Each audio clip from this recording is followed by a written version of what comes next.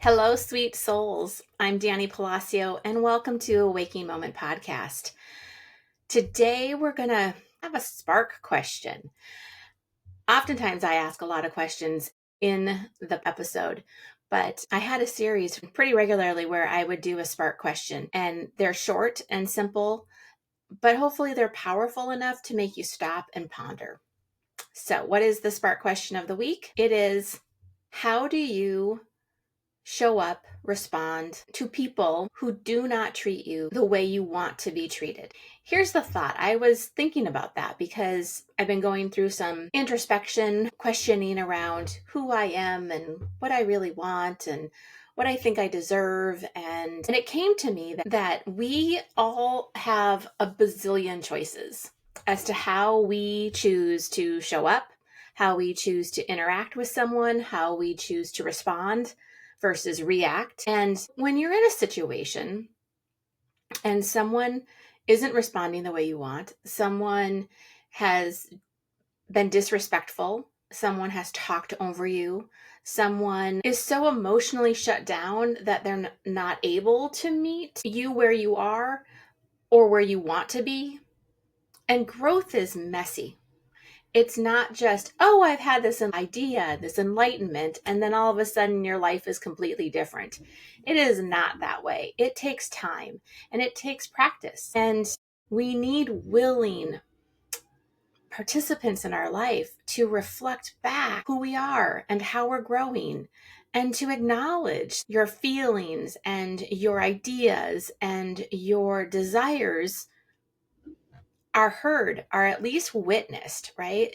Nobody can make those things happen for you. You have to do the work yourself, but we're not meant to do the journey alone. So how do you respond is an important question. And then why do you respond that way? These are big questions because it requires you to take a moment and think about a person, an experience, how you responded, and analyze how you would want to have responded. If you had had the insight, if you had had the moment to breathe and respond versus react, because that's the difference. Reaction is just they say something, you say something, where a response is they say something and you stop for just a moment, and your brain and your energy and your heart, your soul come into some form of agreement in that moment, and you respond. So we cannot control anyone other than ourselves. And even the idea that we're controlling ourselves is not really true, because we're a human being and we're made up of all kinds of hormones, and we're made up of all kinds of different memories and cells. And you might be having a cognitively good day, or you might be having a brain foggy day. I've been practicing the last few days, sitting with myself and doing a body scan, asking, what's my intent today? Because your intention is way more important than anything else, honestly. And how can I honor that intent? And I've had some pretty good days in the sense that I was aware. In the emotional sense, I have not had a few good days. I have been, well, I can't even say they're not good, right? That whole good bad thing, still not the way to go. Don't go down that road. But I have had some emotional days. I have had some intense moments. I have had grief and sadness, anger and frustration come up. I have had giggles and cuddles with my cat and reminders that I'm loved and seen and that I'm important. And then I realized, because every day is a realization, every moment is another opportunity, that do I see myself that way? Do I see myself as important? Do I see myself as someone who is emotionally expressive? And am I showing up that way in a way that honors who I am and teaches others to treat me the way I want to be treated? And I went through a list of friends, of people in my life, of just general people in my life. And I'd say like 80, 90% are right there. There is a consistency in communication. There is an honoring of your truth. There is a willingness to share in an experience, a desire to show up and be there. And I'd say the 10 to 15% that are not that, I honor that they are doing the very best that they can. And I used to think I would have to spend even more time with that 10 to 15% people to show them that someone loves them, to show them that someone cares, to show them that someone hears them, sees them, is validating their experiences in the best way possible. And the truth of the matter is, it's not any of my effing business, and it's not my responsibility, and they're on a journey. And if they can't meet where I am, there is this deep, deep shift within me that it's not that I don't care about them. It's not that I don't want the very best for them. I do. I want that for everyone. So how do you respond to someone that is not doing all those lovely things? Because here's the truth. You deserve it. You deserve to be seen. You deserve to be heard. You deserve to have people in your life that support you, that lift you up, that witness you, that encourage you, that cheer you on. Yes, active cheering on. That is something that you deserve.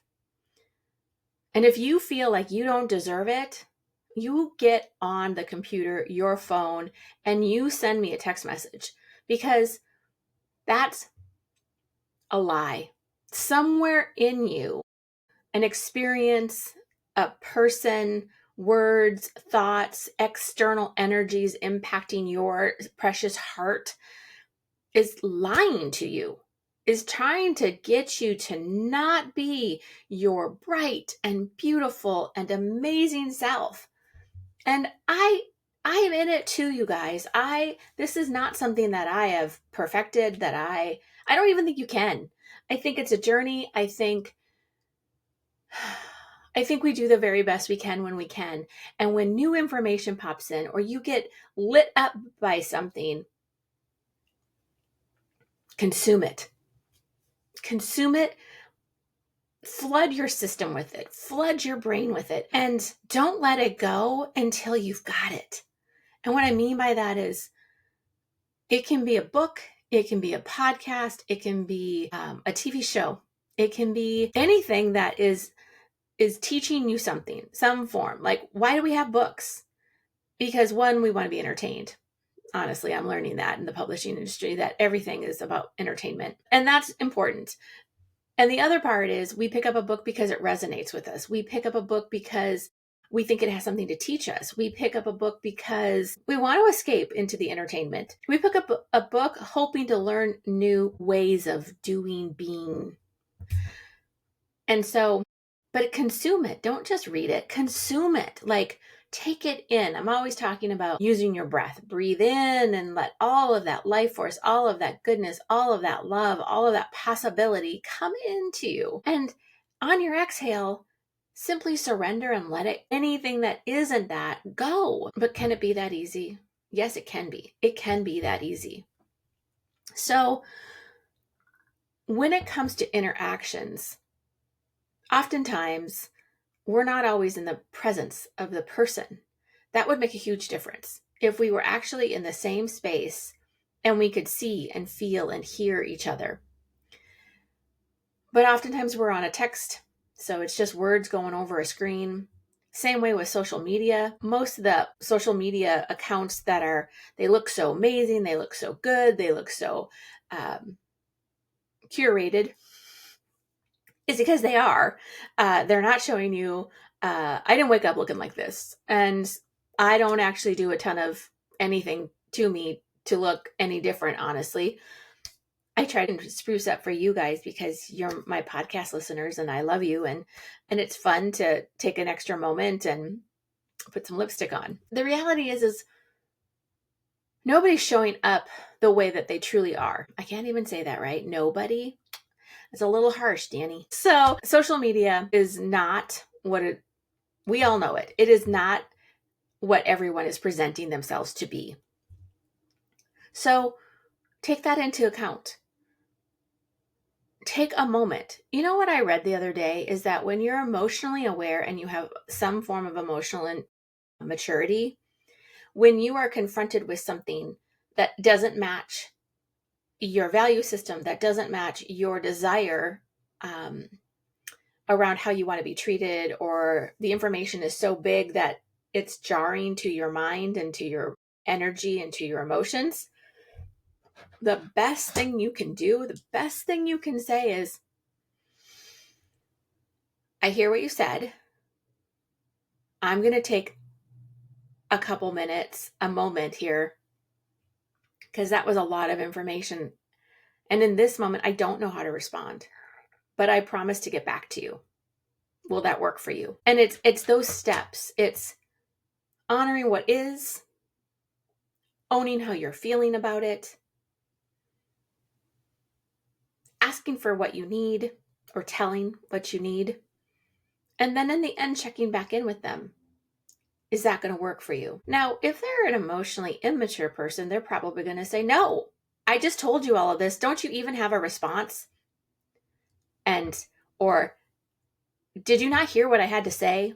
They're going to get defensive. And I'm not very good when people get avoidant, defensive.